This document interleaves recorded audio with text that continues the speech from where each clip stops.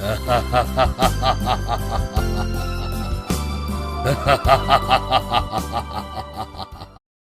बार की बात है, एक गांव में रवि नाम का आदमी रहता था। रवि सब्जी लगाने का काम करता था, लेकिन बहुत मेहनत करने के बाद भी वो अच्छा नहीं कमा पाता था, जिसकी वजह से वो बहुत परेशान था। एक दिन रवि काम से लौटता है। घर पर उसकी पत्नी गंगू उसका इंतजार कर रही थी। आज तो बहुत देर हो गई जी, कहाँ रह गए थे? क्या हुआ? तुम्हें क्या लगता है मैं फालतू में घूमता रहता हूँ? अरे काम पर गया था, लेट हो गया। जब देखो जासूसी करती रहती हो मेरी। रवि की बात सुनकर गंगू कहती है, अरे आप तो फिजूल में गुस्सा कर रहे हैं, मैं तो बस आपकी चिंता कर रही थी। तभी रवि के बच्चे पिंकी और राहुल वहाँ आ जाते हैं और रवि से बोलते हैं, पापा कल हमारा स्कूल पिकनिक पर ले जा रहा है, मैं भी जाऊँ क्या? कहीं नहीं जाना है पिंकी, चुपचाप घर पर बैठो और पढ़ाई करो। वैसे भी हमारे पास पैसे नहीं हैं।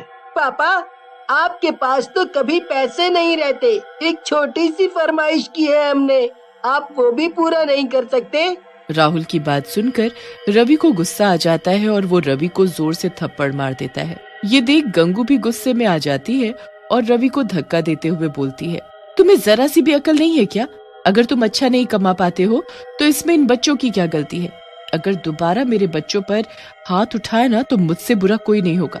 गंगू की बात सुनते ही रवि आग बबूला हो जाता है। मुझसे जुबान लड़ाती है, अभी मजा चखाता हूँ। लेकिन रवि गुस्से में गंगू को कुछ ज्यादा ही मार देता है, जिसकी वजह से गंगू बेहोश हो जाती है और मर जाती है। ये देख राहुल बोलता है,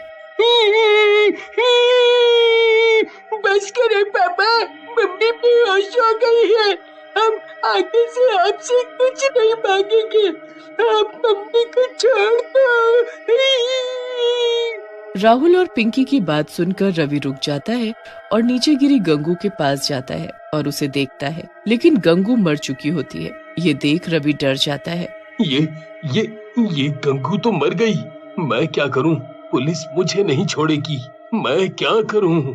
अपनी मरी हुई माँ को देखकर राहुल और पिंकी गुस्से में आ जाते हैं। पिताजी आपने ये सही नहीं किया, आपने माँ की जान ले ली। हम अभी पुलिस को बुलाकर आपको पकड़वाते हैं। राहुल की बात सुनकर रवि और भी ज्यादा घबरा जाता है और वहाँ से भाग जाता है। राहुल और पिंकी अपनी माँ गंगू के पास खड़े रोते रहते हैं। गांव वालों को राहुल और पिंकी कुछ नहीं बताते और गांव वाले गंगू का अंतिम संस्कार कर देते हैं। लेकिन रात में, राहुल भैया मुझे अकेले घर में बहुत डर लग रहा है और भूख भी लगी है। पिंकी की बात सुनकर राहुल बोलता है, पिंकी डरने की क्या बात है, मैं हूँ ना, मेरे रहते तुम्हें चिंता करने की कोई जरूरत नहीं है। तुम रुको, मैं आता हूँ। राहुल खाने की तलाश में घर से बाहर निकल जाता है, लेकिन उसे कुछ भी नहीं मिलता और वो खाली हाथ वापस आ जाता है। लगता है पिंकी हमें आज खाली पेट ही सोना पड़ेगा। मुझे बाहर कुछ भी नहीं मिला और घर पर भी कुछ नहीं है। राहुल की बात सुनकर पिंकी बोलती है, तुम चिंता मत करो भैया, मुझे अब भूख नहीं लगी है। फिर राहुल और पिंकी सिर्फ पानी पीकर सो जाते हैं। रात में घर पर जोरों से दस्तक होती है। राहुल और पिंकी नींद से उठ जाते हैं। फिर राहुल जाकर दरवाजा खोलता है। दरवाजे पर गंगू की आत्मा खड़ी होती है। गंगू की आत्मा को देख राहुल खुश हो जाता है। गंगू की आत्मा घर के अंदर आ जाती है। पिंकी भी अपनी माँ की आत्मा को देखकर खुश हो जाती है और गंगू की आत्मा से लिपट जाती है। गंगू की आत्मा भी अपने बच्चों को देखकर रोने लगती है और बोलती है, सही कहा मेरे बच्चों, मैं तुम्हें छोड़कर कहीं नहीं जा पाई और देखो भगवान ने भी मुझे वापस भेज दिया है तुम्हारे पास। फिर गंगू अपने पास से राहुल और पिंकी को रोटी देती है। दोनों भरपेट खाते हैं और सो जाते हैं। अगली सुबह गंगू राहुल और पिंकी को लेकर दूसरे गांव में चली जाती है और रूप बदलकर अंडे की रेड़ी लगाने लगती है। मैं उस गांव से तो बाहर आ गई हूँ भगवान, ताकि मुझे कोई पहचान ना सके। हे भगवान मेरी मदद करना, ताकि मैं अपने बच्चों को अच्छे से रख पाऊँ।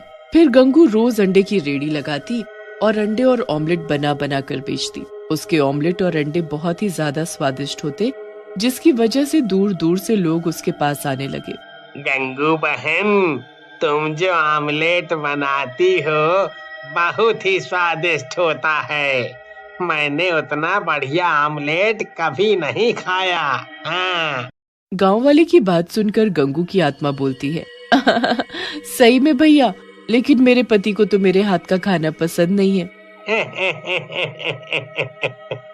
अच्छा बहन, माफ करना, आपके पति को फिर कुछ नहीं आता जाता, उसे नहीं पता स्वाद का। हाँ। जैसे जैसे समय बीतने लगा, गंगू की कमाई बढ़ने लगी और राहुल और पिंकी भी खूब खुश रहने लगे। लेकिन शायद उनकी किस्मत में ज्यादा दिन खुश होना नहीं लिखा था। गंगू से जलने वाले भी बहुत हो गए थे। एक दिन राणा नाम का दूसरा रेडी वाला अपने दोस्त काला से बोलता है, जब से ये गंगू यहाँ रेडी लगाने लगी है, तब से हमारी बिक्री बंद हो गई है। पता नहीं मनहूस औरत लोगों पर क्या जादू करती है।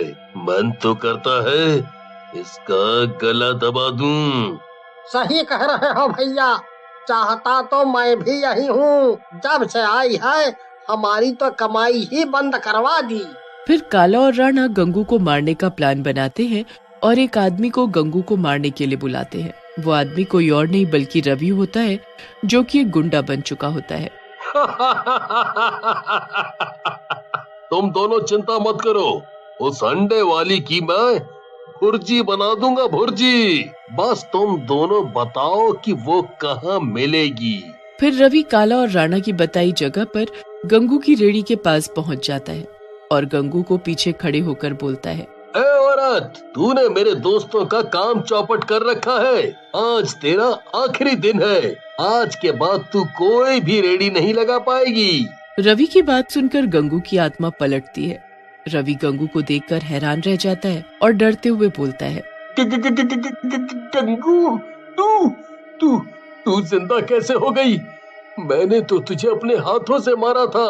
रवि की बात सुनकर गंगू हंसने लगती है और बोलती है, तेरी मौत मेरे ही हाथों लिखी है, इसलिए शायद भगवान ने मुझे वापस भेजा है और मैं गंगू नहीं उसकी आत्मा हूँ, समझा। तभी गंगू अपने डरावने चुड़ैल के रूप में आ जाती है और रवि को गर्दन से पकड़कर उठा लेती है। रवि दर्द और दम घुटने की वजह से तड़पने लगता है। छोड़ दे मुझे गंगू, जाने दे, माफ कर दे।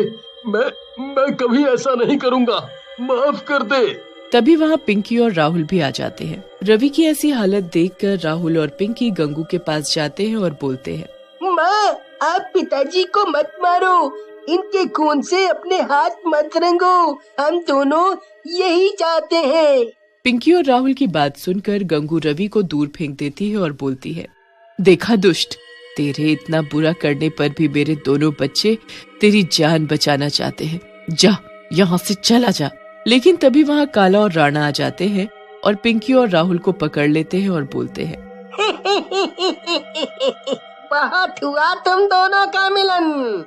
गंगू, तूने हमारे काम धंधे में बहुत नुकसान किया है, आज उसका बदला लेंगे हम दोनों। ऐसा कहकर राणा और काला अपने एक हाथ में चाकू निकाल लेते हैं और राहुल और पिंकी की गर्दन पर रख देते हैं। लेकिन तभी वहाँ खड़ा रवि उन दोनों को जोर से धक्का देता है। राणा और काला गिर जाते हैं, जिसकी वजह से राहुल और पिंकी आजाद हो जाते हैं। ये तूने क्या किया रवि? अब इनसे पहले तेरा नंबर आएगा। ऐसा कहकर राणा और काला रवि को चाकू मार देते हैं। रवि घायल होकर गिर जाता है। गंगू को बहुत गुस्सा आता है और वो उन दोनों को उठाकर दूर फेंक देती है, जिसकी वजह से काला और राणा दोनों मर जाते हैं। गंगू रवि के पास जाती है और बोलती है, आज तुमने मेरे दोनों बच्चों की जान बचाई है, इसकी वजह से मैं तुम्हारे सारे पुराने पाप माफ करती हूँ। गंगू की बात सुनकर रवि रोने लगता है और बोलता है, मुझे माफ कर दो गंगू, मैंने बहुत बड़ी गलती कर दी, मुझे माफ कर दो। रवि की बात सुनकर गंगू बोलती है, तुम्हें मैं माफी तभी दूंगी जब तुम अपने बच्चों को संभालोगे और उनका ख्याल रखोगे। मैंने अपने दोनों बच्चों के नाम बहुत पैसा छोड़ा है और अब ये अंडे की रेडी तुम संभालो। मैं उनका पूरा ख्याल रखूंगा गंगू, और आगे से पैसों के पीछे भी नहीं भागूंगा, मेहनत करूंगा। हाँ, मेहनत। फिर गंगू की आत्मा वहाँ से गायब हो जाती है।